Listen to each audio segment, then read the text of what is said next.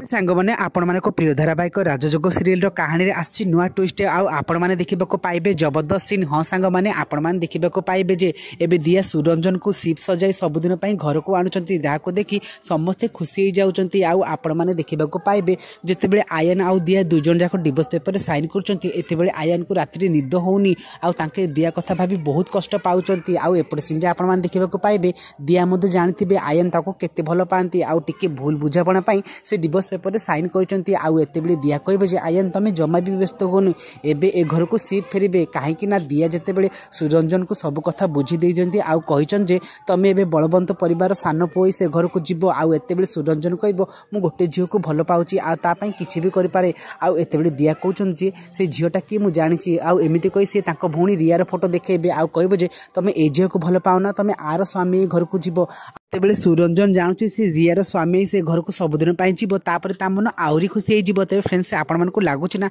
कहानी ट्विस्ट पर आउरी मजेदार लगे बोली जदि हाँ ताले हमको येस बोली कमेंट करंतु।